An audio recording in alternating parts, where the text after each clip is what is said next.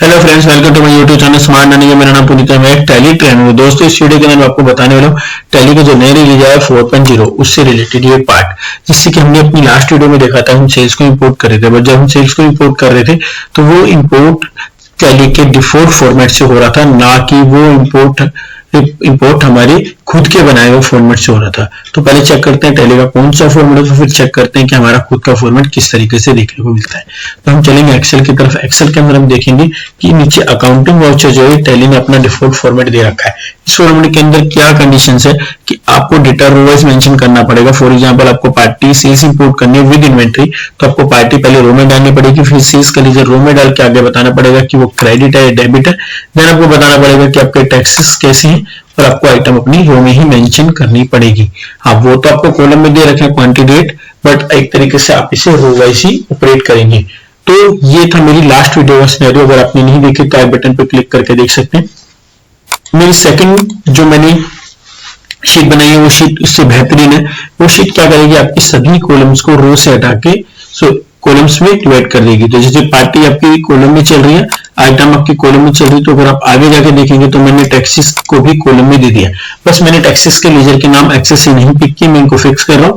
आप अगर पिक करना चाहते हो तो इसके अंदर 3 कॉलम और इंसर्ट कर लीजिए कि हर टैक्सेस के अमाउंट से पहले उसके लीजर का नाम आएगा, तो लीजर का नाम भी आप इस कॉलम से ही पिक कर सकते हैं। जैसे मैंने सेल्स लीजर का नेम कॉलम से उठा रखा है, अगर कॉलम कॉमन है तो आप वहां से पिक कर सकते हैं। तो हम इसको देखते हैं कि इंपोर्ट किस तरीके से होगा और कैसे टैली में देखने को मिलेगा। तो आप टैली के अंदर आ चुके हैं। टैली में आने के बाद आपको जस्ट इंपोर्ट पे क्लिक करना है और इंपोर्ट पे क्लिक करने के बाद आपको ट्रांजेक्शन पे जाना है। यहाँ पर जाने के बाद अब जो शीट हमने सेल्स टैक्स कॉलम के लिए कोड वाली शीट बनाई, इसको कंट्रोल करके इसकी मैपिंग चेक करते हैं। इसकी मैपिंग में आपको देखने को मिलेगा, मैंने पहले वाउचर नंबर लिया, वाउचर टाइप ले लिया, उसके बाद मैंने आगे जाने के बाद मैंने बता दिया वाउचर टाइप कौन सा है। देन मैंने चेंज मोड बता दिया और मैंने सेल्स के लेजर को नॉर्मली ले लिया, सेल्स का लेजर जो मैं एक्सेल से पिक कर रहा हूँ। उसके मैंने अमाउंट बताया। देन मैंने टॉप पार्टी का मतलब है आपको पार्टी पहले चाहिए, इसलिए हमें कॉलम में टॉप पार्टी लेजर को लेना पड़ेगा। इसलिए हमें जब कॉलम में करेंगे तो हमें टॉप पार्टी लेजर लेना पड़ेगा। लेजर पिक किया। देन मैंने अमाउंट में बता दिया कि इनवॉइस का जो नेट अमाउंट है वही पार्टी अमाउंट है। फिर मैंने टैक्सेस के लेजर के लिए ये यूज किया और टैक्सेस के लेजर को फिक्स कर दिया, जो कि मेरी लेजर लिस्ट से देखने को मिला था मेरे को। तो मैंने जो सीजीएसटी का लेजर था यहाँ से उठा लिया, ऐसे एसजीएसटी का लेजर मैंने बॉटम के थ्रू उठाया और नीचे आने के बाद मैंने आइटम पिक करी और इसकी क्वांटिटी रेट अमाउंट को मैंने बता दिया। देन इसके आगे भी मैं कॉलम्स ऐड कर सकता हूँ, वही मेरे पास फैसिलिटी है। मैंने इसको सेव किया। सेव करने के बाद मैं इंपोर्ट पे गया और मैंने एंटर मारा, तो इन्हें बता दिया सिंगल ट्रांजेक्शन है, मैंने यस किया और मेरे ट्रांजेक्शन ऊपरली टैली ने पिक कर ली और अपलोड कर दी। ठीक है, तो आपके सामने ये ट्रांजेक्शन दिख रही है। प्रॉपर्ली आइटम वाइज अपने ट्रांजेक्शन देखिए according to our mapping sheet, मतलब हमारी एक मैपिंग के शीट के थ्रू। हम इस एंट्री को डिलीट कर देते हैं। सपोज हम इसी एंट्री के अंदर मल्टीपल आइटम चाहते हैं तो क्या करना है, तो आपको एक्सेल पे आना है। एक्सेल पे आने के बाद आपको सेम ये जो ऊपरली वाली है उसका डेटा पेस्ट करना है नीचे, और जस्ट आपको यहाँ पर आके आइटम का नेम चेंज करना है और उसके अगर आपके रेट चेंज है, फॉर एग्जांपल 168 या 160 है लेट से, तो यहाँ पे 160 हो जाएगा और आपकी दोनों टोटल का वैल्यू जो बैठेगी यानी कि 3658, तो 3658 मैं सिंगल कॉलम में डाल के डिलीट कर देता हूँ, तो मेरी टैक्सेस में आके वैल्यू टोटल बैठ रही है। अब हम ट्राई करते हैं कि इंपोर्ट करेगा कि नहीं करेगा। तो हम इंपोर्ट पे गए और हमने एंटर किया और मैंने एंट्री को सेव कर दिया। आई किया तो इन्हें प्रॉपरली मेरी एंट्री अपलोड कर दी। चेक करते हैं मल्टी आइटम लगी, हाँ जी मल्टी आइटम लगी। अब इसका एक और सिनेरियो है वो मैं आपको एक्सप्लेन कर देता हूँ। फॉर एग्जाम्पल मैंने एंट्री को डिलीट किया या फिर एंट्री पड़ी रहने दी, मैं दोबारा टैली में गया, आइटम बी की जगह मैं आइटम डी कर देता हूँ, जो आइटम मेरी टैली में एग्जिस्ट नहीं करती। मैंने कंट्रोल एस किया और मैं वापस से टैली पे आया। टैली पे आने के बाद मैंने फिर से इसे इंक्लूड किया और मैंने वही शीट ली और सेव कर दिया।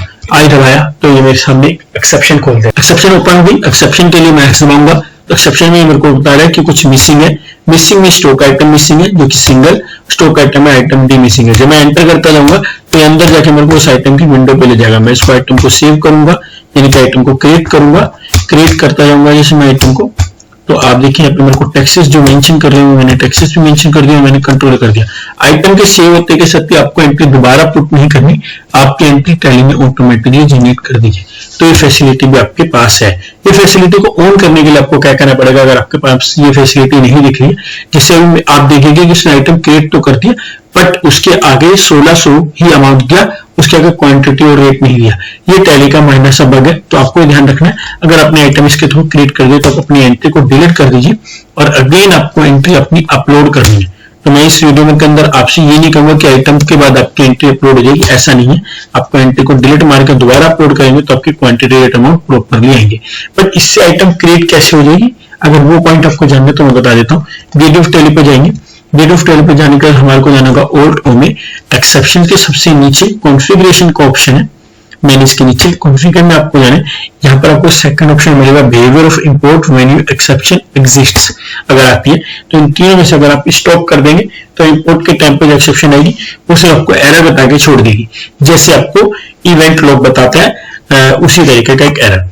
और अगर आप इग्नोर करेंगे तो एक्सेप्शन नहीं आएगी, बस आपका एरर आ जाएगा डेटा के अंदर, वो एरर आपको एक्सेप्शन रिपोर्ट में खुद देखना पड़ेगा। और रिकॉर्ड का मतलब है कि आप अगर कोई एरर आता है और किसी लेजर की वजह से है तो पहले आपको लेजर की विंडो पे ले जाकर आप उस लेजर को क्रिएट करके उस एंट्री को सेव करवा सकते हैं। बट शर्त है कि अगर आप आइटम की ऐसा कर रहे हैं तो आइटम के किस्म माइनस है इशू। आई होप टैली इसे आगे ठीक कर दे, बट इस समय ये इशू चल रहा है, ठीक है। तो शायद ये मेरा बीटा वर्जन है, इस वजह से इशू देखने को मिल रहा है, तो आप इसे ट्राई कीजिएगा, क्या पता आपके फाइनल एज में ये ऑप्शन ना आए, ठीक है।